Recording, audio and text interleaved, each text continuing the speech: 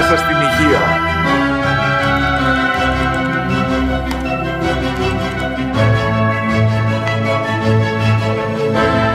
سلام بر سلامتی. Hello to health.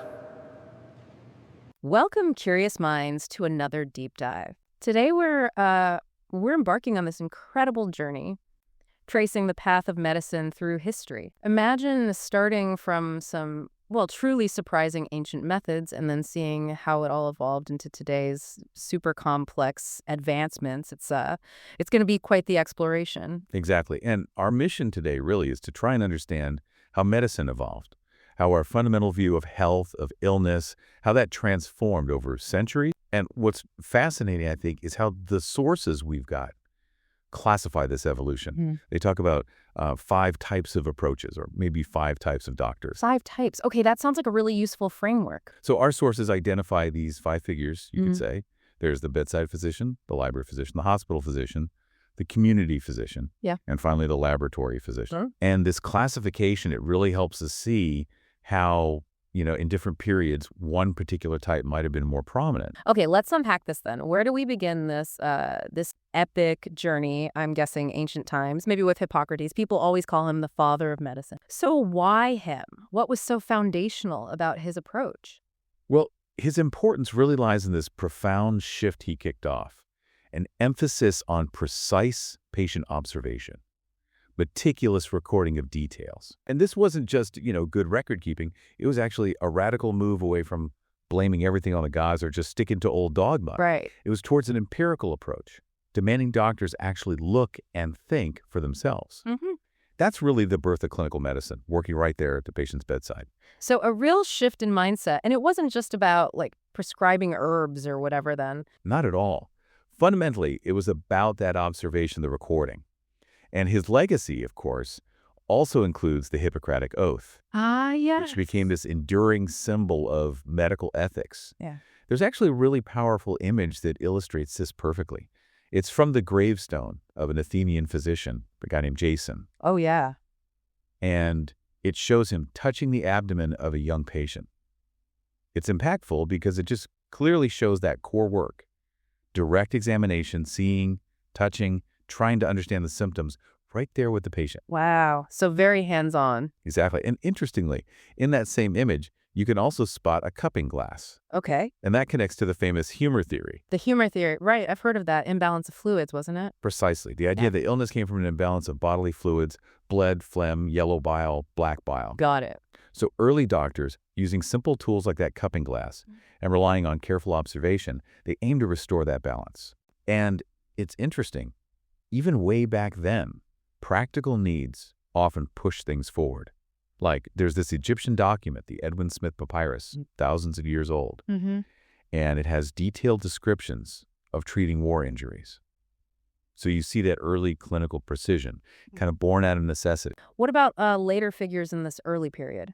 Well, later on, you get figures like Galen. He did a lot of work on anatomy. Right. But mainly with animals, because human dissection generally wasn't allowed. Okay. So that meant his knowledge was, incomplete in some ways. But his work, even with those limitations, it formed the basis of Western medicine for, centuries. Centuries. Wow. And it's important to remember, this wasn't just Greece and Rome. Our sources also point out major contributions from India, like Charaka, and China, with Zhang Zongjing. But here's where it gets really interesting for me. You see that alongside some truly, strange methods, like using burnt swallow ashes, or the really common one, bloodletting with leeches. It's such a curious blend, isn't it? That precision next to that. It shows how empirical observation coexisted with, let's say, less evidence-based traditions for a long time. Right. And as we move into the Middle Ages, the picture shifts a bit. We see the crucial role of what our sources call the library physician emerge. Their main job wasn't necessarily hands-on treatment. It was the absolutely vital task of preserving and translating the knowledge of those who came before. Any key examples? Oh, definitely. Constantine the African is a big one. Right. He diligently translated stacks of Greek and Arabic medical texts into Latin. Okay. And that directly transferred all this critical knowledge into Europe. And then, of course, you have the great scholars of the Golden Age of Islam, people like Ibn Sina, known as Avicenna in the West, and Al-Razi or Rezis. Right, I know those They names. didn't just preserve Greek knowledge, they added significantly to it. Ibn Sina's big work, The Canon of Medicine, I mean, that was a standard medical textbook in Europe for centuries. Shows their incredible influence. Wow. So, if I'm getting this right, their role was really acting as this critical bridge, connecting ancient times to later periods, making sure that knowledge wasn't lost but could actually be built upon later. Precisely. And it's really from that foundation that we see, well, a truly fundamental turning point. This happens around the 16th century with figures like Andreas Vesalius. Vesalius, right. Anatomy. Exactly. His anatomy book, De Humani Corporis Fabrica, well, it was like a bombshell. A bombshell, why? Because it wasn't just another textbook repeating Galen. It featured incredibly precise illustrations based on actual human dissections. So he was doing what wasn't allowed before. He was. And he was essentially telling practitioners, look, see for yourselves. Don't just blindly trust the old texts. It was this radical call for empirical evidence, for direct observation over just received wisdom. That's a powerful challenge to the status quo, isn't it? Absolutely. A huge shift. And then, not long after, we have William Harvey's groundbreaking work. What made his discovery about blood circulation so pivotal? Harvey's discovery, published in 1628 after, years of dedicated work and experimentation, is monumental. How long did it take him? He meticulously researched for about 20 years, apparently, conducting dissections, experiments on animals, really proving his theory step by step. And he famously rejected Galen's idea, which had held sway for centuries, that blood was somehow produced in the liver and then consumed by the body. Right. Harvey showed it circulated. It was a closed system. And this wasn't just, discovering a new fact. It fundamentally changed how the human body was viewed.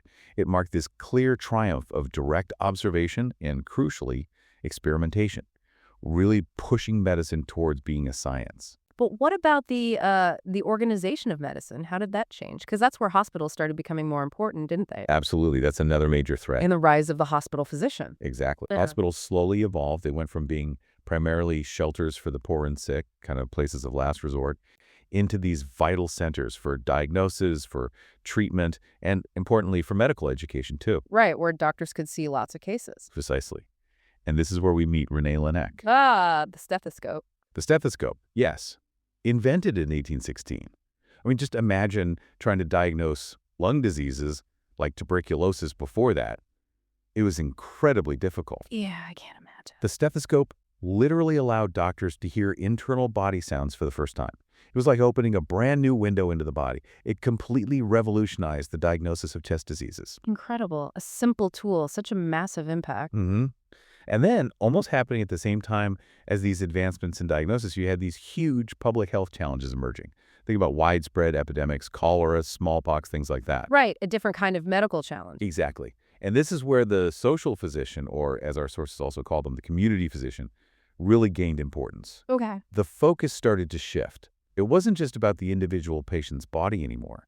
It became about this broader view of community health, thinking about prevention, about how to combat diseases that affected whole populations. So moving beyond the one-to-one bedside model. Yes.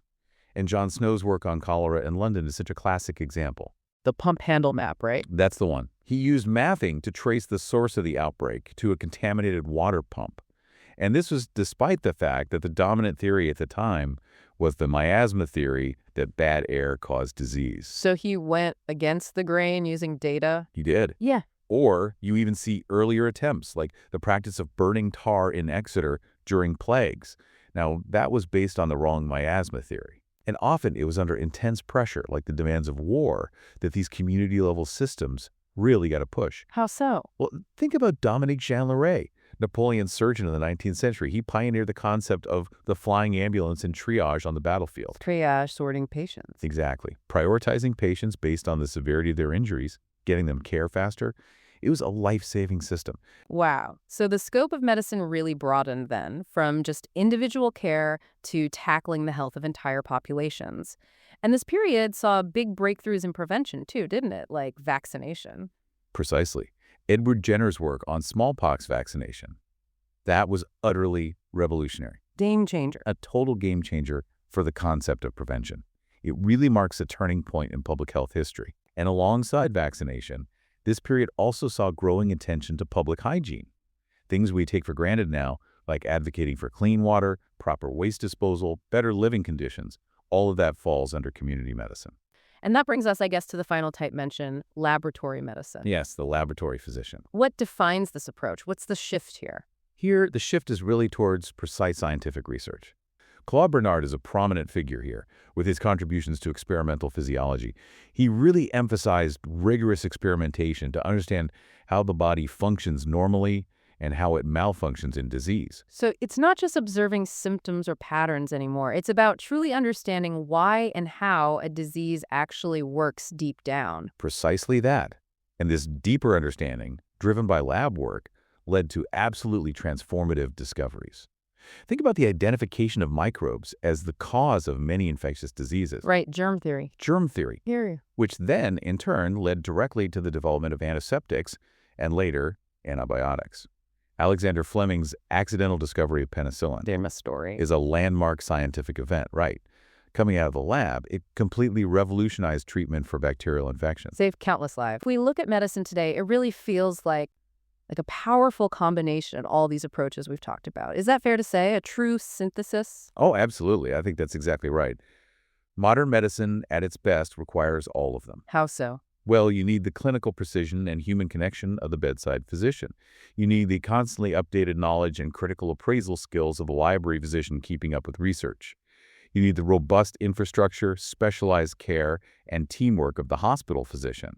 You need the broad public health perspective and preventative focus of the community physician. And of course, you need the immense power of discovery coming from the laboratory physician. They all have to work together. They absolutely have to work in concert. Think about it.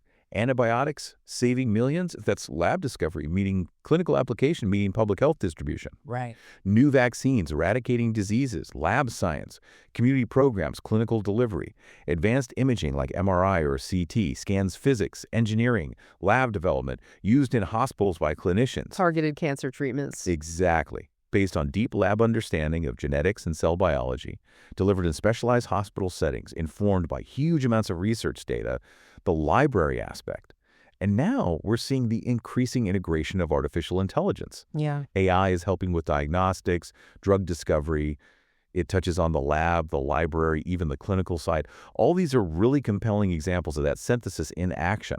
It's fascinating and maybe a bit unsettling how sometimes unexpected external forces can really push medical innovation forward. Indeed.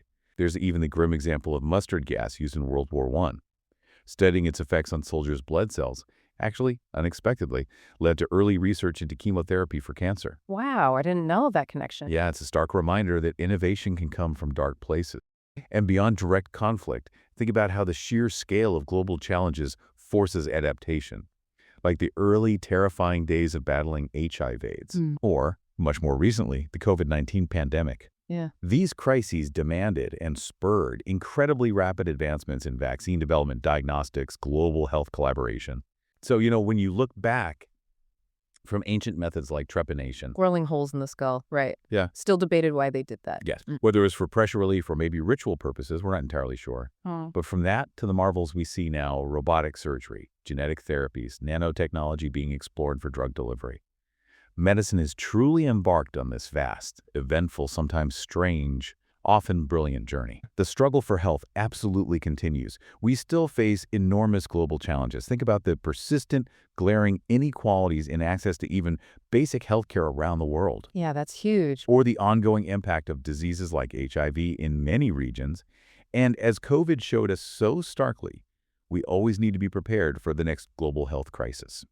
And throughout this deep dive, we've really seen how medicine evolved, maybe starting from mystical beliefs, individual healers, then developing through these specialized roles that our sources identified, the clinical bedside doctor, the knowledge-keeping library type, the hospital-based specialist, the broad-view social or community physician, and the deep-diving laboratory scientist. And yet the consistent thread, the thing that runs through that entire long journey, despite all the changes in method and understanding, the ultimate goal has always been, and it still remains, achieving good, effective medical care for people, for all people. So, as you, our listener, reflect on this incredible evolutionary path with us, considering these 5 types of medical approaches we've discussed, bedside, library, hospital, community, and laboratory, and thinking about the challenges we face today and the ones maybe coming tomorrow, Which of these roles, or perhaps some new combination of them, do you think will be most vital?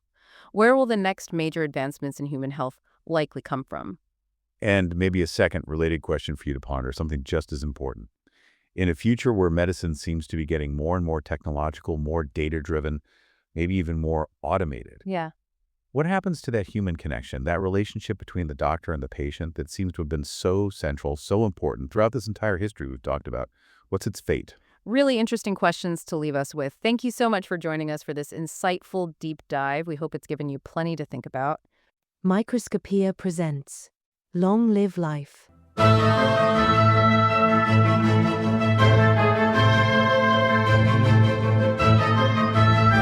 Long live life.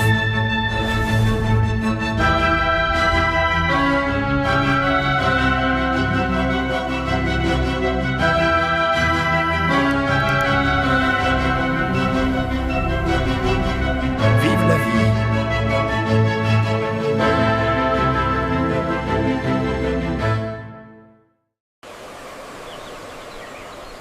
Long Live Life.